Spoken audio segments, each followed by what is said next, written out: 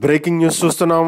AP మాజీ ముఖ్యమంత్రి YSR Congress party అధినేత వైఎస్ జగన్మోహన్ రెడ్డి సమీప బంధువు వైఎస్ అభిషేక్ రెడ్డి మృతి చెందినట్లుగా తెలుస్తుంది. ఆయన వైఎస్ఆర్ కాంగ్రెస్ పార్టీ వైద్య విద్య విభాగానికి రాష్ట్ర కార్యదర్శిగా బాధ్యతలు నిర్వర్తించారు. ఆయన గత రాత్రి గచ్చిబౌలిలోని ఏఐజీ ఆసుపత్రిలో బ్రెయిన్ సంబంధిత వ్యాధికి చికిత్స పొందుతూ మృతి చెందినట్లుగా తెలుస్తుంది. గడిచినటువంటి సార్వత్రిక ఎన్నికల్లో 2024 సార్వత్రిక ఎన్నికల్లో ఆయన వైఎస్ఆర్ కాంగ్రెస్ పార్టీ తరపున కడప జిల్లా లింగాల మండలానికి ఇన్ఛార్జిగా వ్యవహరించారు. వైఎస్ అవినాష్ రెడ్డికి దగ్గరి బంధువు వైఎస్ ప్రకాష్ రెడ్డి మనవడుగా చెప్తున్నారు. అయితే ఆయన గత 4 నెలల నుంచి కూడా బ్రెయిన్ సంబంధిత వ్యాధితో బాధపడుతున్నట్లుగా సమాచారం. ఆయన ఏఐజీ ఆసుపత్రిలో చికిత్స పొందుతూ గత రాత్రి తుదిశ్వాస విడిచారు.